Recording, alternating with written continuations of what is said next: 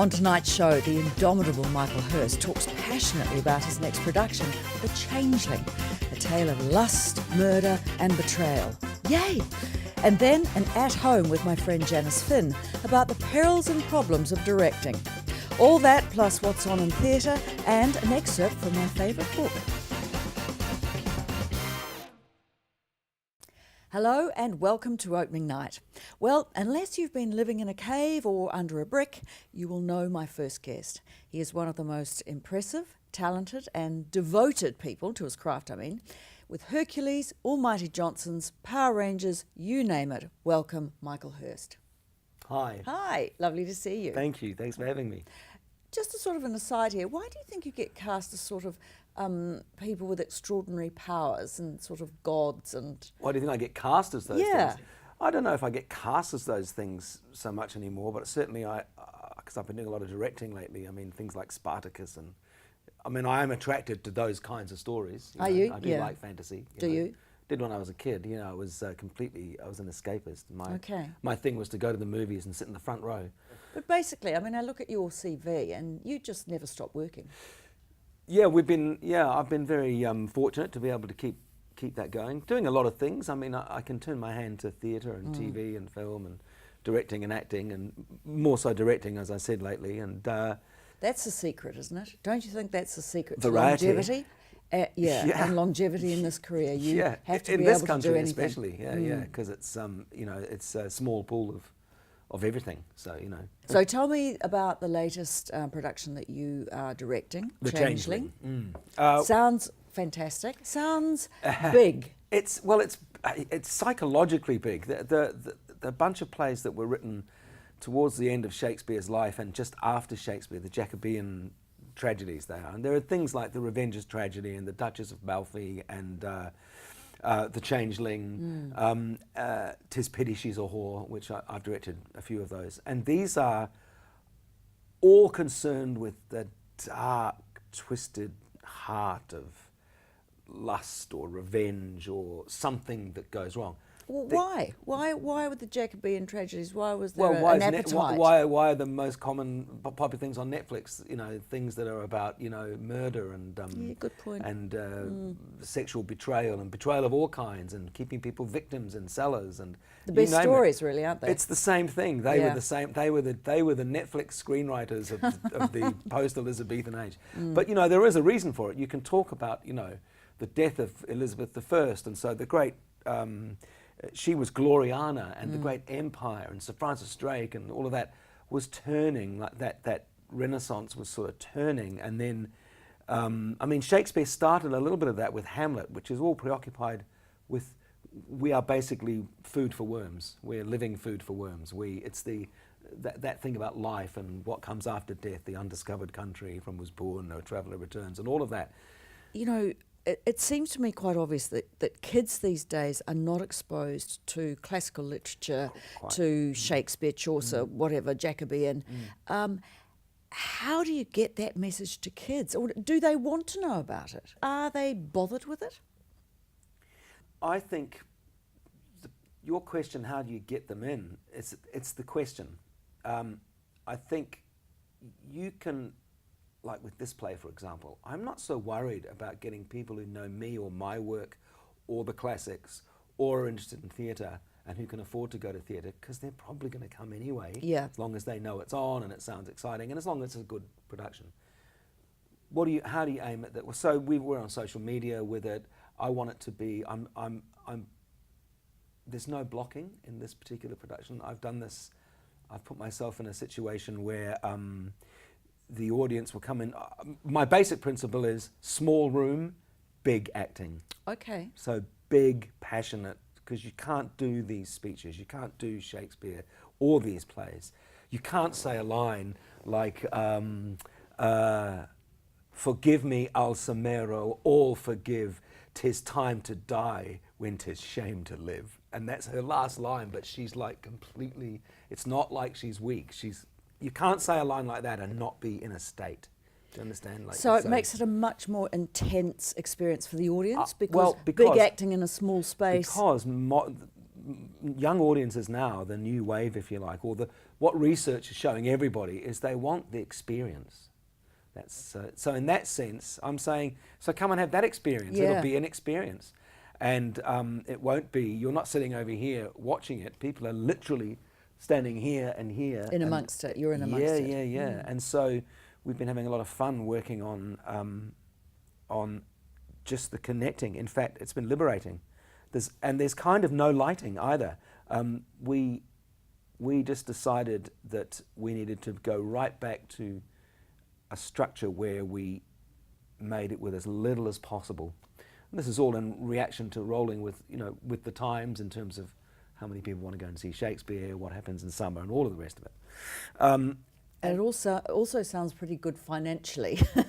It costs, I said, we need to assume no budget at all if we're going to make this work. Right. And so that's what we've done. So what's your view, Michael, on the modernisation of classics in terms of not only the setting but the language, using improv of the actors to add to the script? Okay, so I've done, I think the difference between what's going on at the moment with Chekhov and Bernard Shaw and those plays is that the modernisation of those, the adaptation, is changing the language, changing the vernacular, changing whole swathes of it. I don't know that can happen with Shakespeare. I think Shakespeare is Shakespeare. You look at the ancient Greeks, which is in a different language, and those things are in some senses modernized. But with Shakespeare, let's stay with that for a second, you need the great speeches because they're great. You can't improve on those great speeches. But then you might get a director who disagrees with you and think, oh, I'm not that fussed on this, well, I'm going to improv here too. But where does it stop? How are you going to do better than to be or not to be? That is the question. But then some people might say, how do you do better than George Bernard Shaw or Chekhov or, But I agree with you on, I can see that argument. Bernard Shaw is a tough call. Nevertheless, he was long-winded. And you can cut Shakespeare. And let me say this.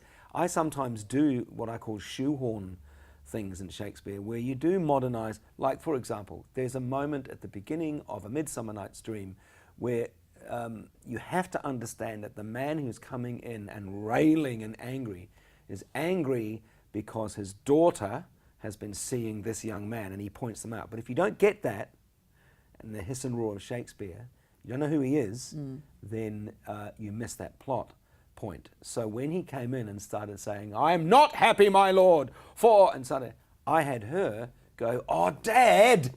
I just added it in. So the audience went, Dad, right. So shoehorn them in. Okay. Also fools. Fools in Shakespeare are unintelligible unless you modernize them. They're just, by and large. And you have great fun with fools because they're anarchy. Oliver Driver in Twelfth Night that I did, I had him go, there's a crazy punchline where the fool goes, well, you know what they say, cucullus non facit monarchum. And of course, nobody gets that. No. So I had Oliver go, well, you know what they say, cucullus non facit monarchum. Silence. He went, looked at the audience and went, cucullus non facit monarchum. Anybody? Was funny in Shakespeare's day. So you are doing that. And you look at the Globe. They'll have the Pop-Up Globe. I mean, there are the shows I've seen there. They have interaction stuff, which is modern. Yes. But you can't get it around, or would want to. No sane director could think he could write a better version of Tomorrow and Tomorrow and Tomorrow creeps in this petty pace from Well, day I to hope day. not, but you just never know. But then again, modernising Bernard Shaw, I don't know. It's not just language, is it? It's whole swathes of stuff. I mean, with the Bernard Shaw, with Mrs. Warren's Profession, it was set in Coromandel, and they were flying to Sydney. And Cherry and Orchard was set in the Hawke's Bay. Yeah, and if you're going to talk about New Zealand culture, New Zealand stories, and yet at the same time you want the world canon, which is just as vital in my view, how are you going to make that? How are you going to persuade the funding bodies to give you money if you want to do, you do an obscure Shakespeare, that's one thing, you won't, but if you do an Shakespeare in Te Reo Māori, you're probably it's going to be a different kettle of fish, and there's nothing bad about that. I'm just saying, if we're trying to make our stories and embrace the world canon, then maybe they've got to be set in. But is modernisation actually going to attract younger people, do you think? Look, potentially it is. I'm sure that I know that the younger people that went to Mrs. Warren's Profession, because Jennifer was in it, and I listened to people, by and large enjoyed it more than generally people of my age enjoyed it. And I think, but you've always got to remember, they're the oncoming horde. They're coming. We're going. So, you know, you've got to be generous about that. Yeah. I think, you know, it's being realistic. If you want to stay relevant. Well, I mean, let's face it, the theatre changes through each generation, doesn't it? And what's popular and what isn't. Yeah, potentially. Apart from Shakespeare, perhaps. And and even then, always... you know, there was a time, even when I was younger, even when I did, Romeo and Juliet in 1990 or something, and I modernised it, and everybody here, all these reviewers just thought it was gimmicky because I had a big clunky cell phone. A few years later, Baz Luhrmann, bam, you know. So, yeah, so things shift. I mean, I personally think Shakespeare should look like us, because to his audiences, those people were wearing the same costumes. They weren't dressed up in ancient Roman costumes or anything. They just wore what the audience wore. So he was a contemporary writer, and I think if we look at Shakespeare that way, I don't want to see King Lear with a bear skin and a sword. I want to see him in a suit, so I can go, I recognise a man that I can know from here, or a woman here, you know what I mean?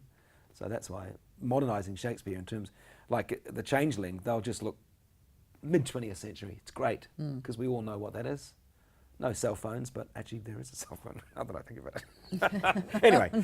I had so much more I wanted to talk to you about, but we sort of run out of time. But no, I'll get you back, because I wanted to talk about No Holds Barred too, but you're going on to that, yes, aren't you? you can talk. Yes, I'm off in August. I'm touring 27 venues in 30 days. Fantastic. Yeah, your one-man show. Yeah. Brilliant. Yeah, that'll be good. So we can talk about that, Hey, great. Look, thank you so much You're for welcome. coming in, and we'll see you next time. Yeah, come and see The Changeling. I will. Yeah. Let's take a look at some of the theatre around the country in the next 2 weeks or so. The fabulous Mark Hadlow is currently starring in the comedy The Biggest at the Court Theatre in Christchurch. It's about a group of guys who decide to enter a local fishing competition to win their mate a replacement boat after he wrecked it. What could go wrong? The nationwide tour of Jekyll and Hyde continues, and check out their dates when they hit your town. Described as a bonkers rendition of Robert Louis Stevenson's classic novel, as in Doctor and Mr., this is retold by a team of French performers with audience help. The Contours of Heaven is at the Basement, winner of Best Theatre and Best Performance at Auckland Fringe 2018. It's a one-woman show which tells the real stories of 6 young people in the Hawke's Bay. And Inspector Calls is currently playing at the Dolphin Theatre in Onehunga, an absolute classic. It starts as a family is celebrating an engagement when an inspector calls, intent to rain on their parade. Something that does sound fascinating is Macbeth, based on Will's masterpiece, but written by Dean Parker and showing at Dunedin's Fortune Theatre. It's a collab with Otago University and apparently brings together great writing, cutting-edge science and acting that creates an unmissable theatrical experience. And finally, The Changeling, which kicks off its season at the University of Auckland Arts Building, but which has multiple venues.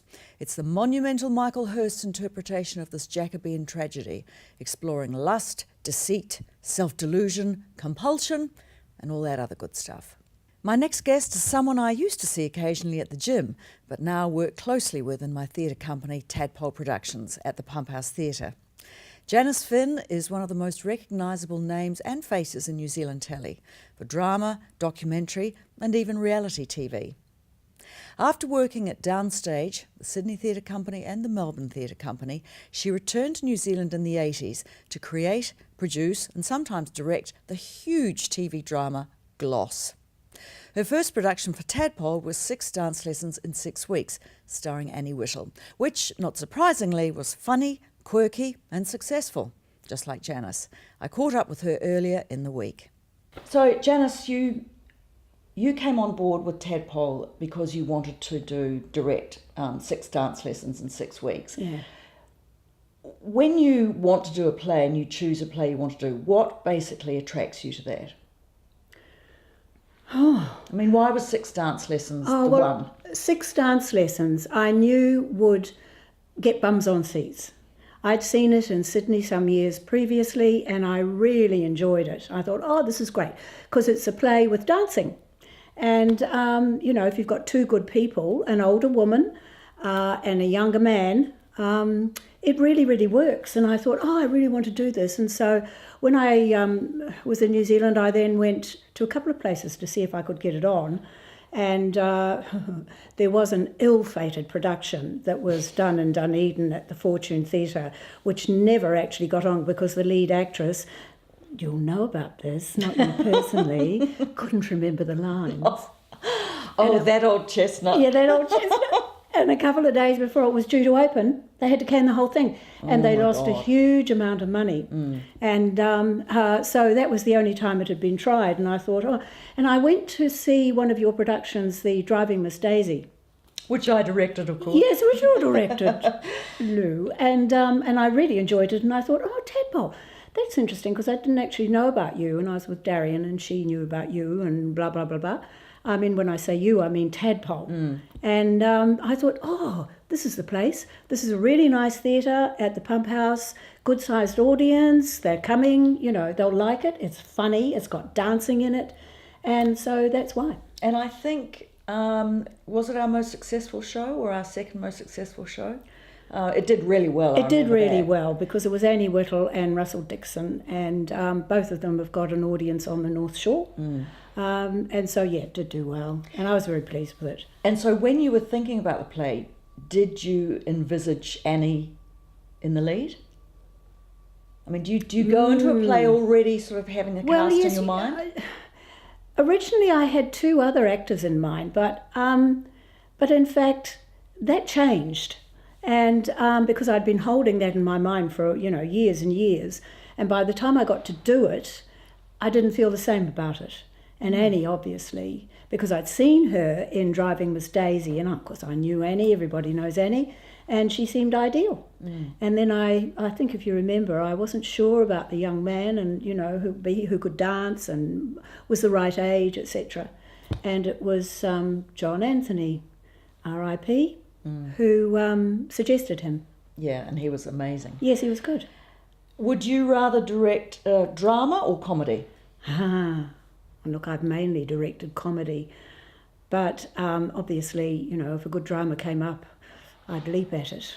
Yeah, I mean, it's nice to see people coming and laughing, and I've always enjoyed that, and I like going to musicals and I like going to plays that make me laugh.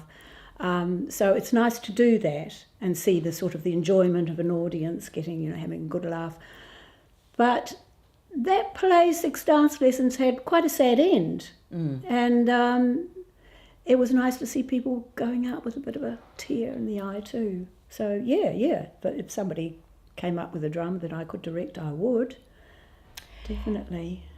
As a director with a small company, as Tadpole is, very small, what's your biggest challenge? Or what is the biggest challenge as a director, do you think, generally? Casting it right. Yeah. Have you got it wrong?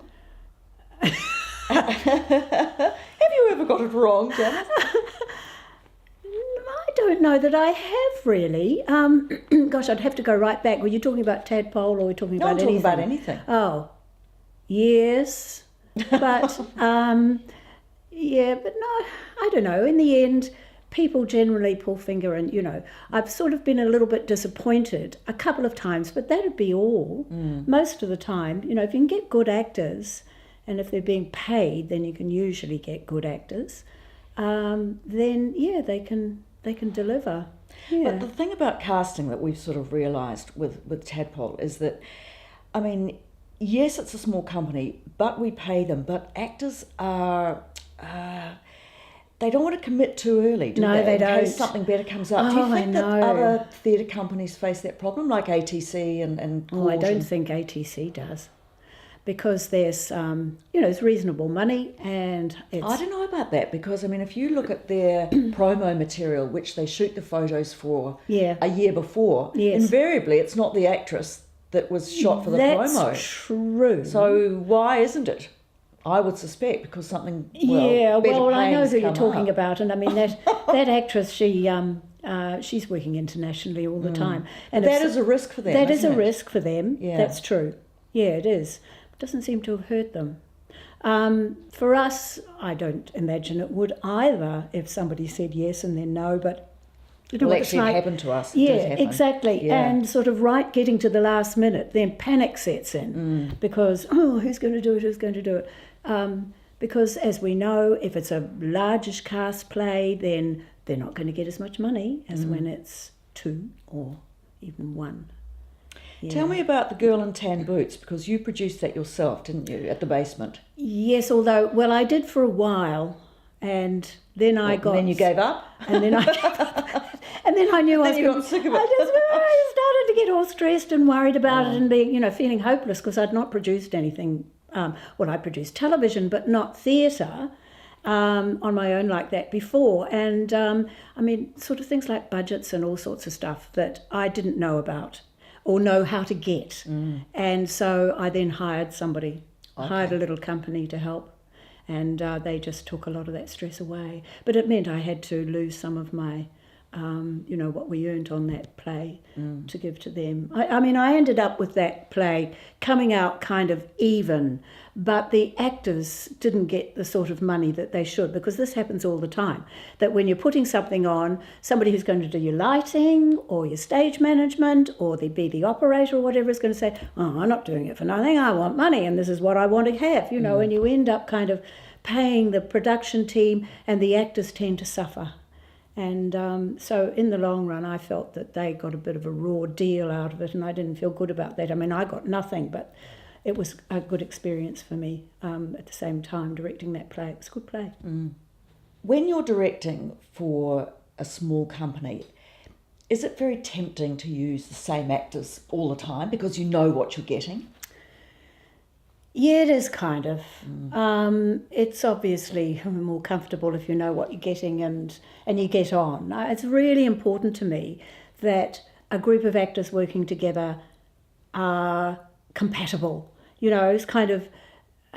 Well, that's the joy of being on stage, Well, isn't it? absolutely. But also what I'm trying not to say is that some people can be divas. And Oh, really? Oh, I would never have known. Not yourself, darling. Yeah, so, I always want to choose people that I think I'll enjoy working Absolutely. with, that won't be too much of a trial, and hiring anybody, really. And I'm sure there are directors who like hiring difficult actors because they like the challenge or something like that.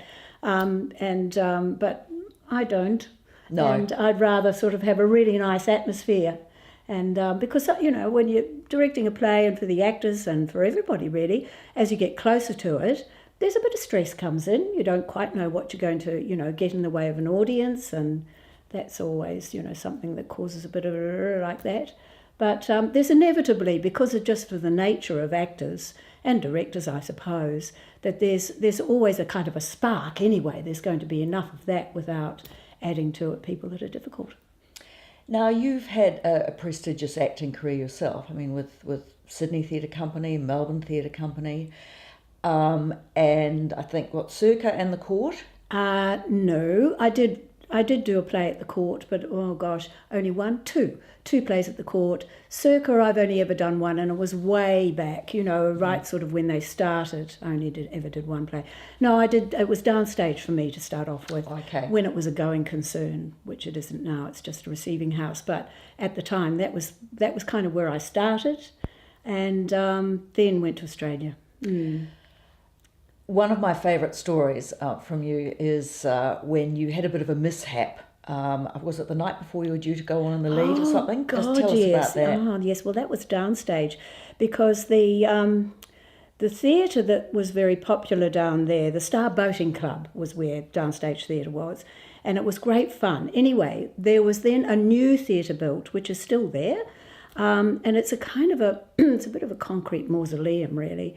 But there we were. And so the opening production was Shakespeare's As You Like It, and I was playing the lead female, which was Rosalind, and we did a preview the night before we were to open, and it went awfully well, and there was, all of them terribly well and everything, and we had a couple of drinks afterwards, and then I ran across the road to my car and got bowled by a motorbike. Got run over. Down. Unbelievable. I got run over. And so I was in hospital with broken wrists, and all my teeth down here were broken. It was absolutely frightful. And however, I my mother came down and we went to the show with me with scarves all wrapped round and, plaster everywhere, and sat up there. And Catherine Wilkin went on with the book instead of me, and she was so good, and I thought, oh, I can't be having that. Oh. So I managed to get back on stage as fast as I could. I still had kind of things on my wrist, and I had, kind of implants and things down the side of my jaw. And the roof of my mouth, I had some, because there'd been some damage, there was a kind of a bit of plastic there. And I had to say, young man, have you challenged Charles the wrestler? And I couldn't. And the poor actor playing Orlando, he just kept laughing every time I said it. Yeah. Well, yeah, because if you haven't got your hard palate, you're a bit stuffed. So it was kind of, I can't think of, young man, have you challenged Charles the wrestler? It was really gross. Okay, well, I just want to ask you sort of towards the end, Yeah. You did gloss, Yes. and you've done reality TV, Yes. you've acted, directed. This is my second career. Yeah, Yes. you've just about done everything. What's been your favourite thing that you've done? Wow, God, are you talking about in television? I'm talking about anything. Oh, good heavens. In terms of performing or being in the arts. There might be a half-hour break here while I think about it. Oh, gosh, I don't know. I mean, the theatre's very different to television, to producing television. And Gloss must have been a highlight, though, oh, wouldn't yes, it was. But you see, that was... that started just a couple of years prior to deregulation. And so it was made in-house at TVNZ. And that meant that I had free reign, you see. Mm. There wasn't that whole thing that happened after deregulation where all the departments within TVNZ were dispersed and everybody had to go out into the big bad world and find a job in a production company. And then, of course, there was all the whole thing that you never really, after that, had a chance to have your own vision. And so gloss was something, I used to watch those soaps, what they're called, the ones I'm talking about, the American ones, the daytime ones, etc. Days of Our Lives. Yes, yes, but things like Dynasty. Oh, yes, yeah. Dallas and Dynasty, yeah. I loved those. I'd laugh away. I thought they were so funny. So I always wanted to make something like that with humour in it. And I got a chance to do that with Rosemary McLeod coming on board to, she did most of the... the work on setting the thing up, etc. She and I got together for a week one time, but she had all that knowledge about fashion magazines and about magazines and the kind of people that worked there. So yes, of course, that was special. And I made good friends from the actors with that show. And I did enjoy it. That was quite a biggie. But there have been plays that I've done that I've loved and places I've worked as an actor that I've really enjoyed. So, it's hard to kind of pull things out. But, yeah, that one was a bit of a classic. Mm. And, of course, one of the most enjoyable things now is working with me. Yes! Good old Lou! Lovely talking to you. Yeah, you too, Lou. Thanks.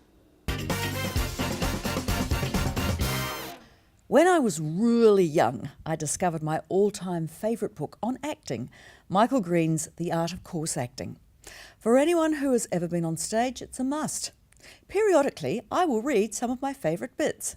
Here goes. What is a course actor or actress? I would define a course actor as one who can remember the lines, but not the order in which they come. It is perhaps not an entirely satisfactory definition. Other definitions which may prove accurate are one who knows when to come on stage, but not where, one who addresses the scenery instead of the audience, and one who knows everyone else's lines better than their own, one who remembers the last play they were in better than the current one. Naturally, most course actors are amateurs. A course professional usually does not survive very long, but there are some course actors on the professional stage, and I've certainly worked with some of them. That's all for this week. Good night.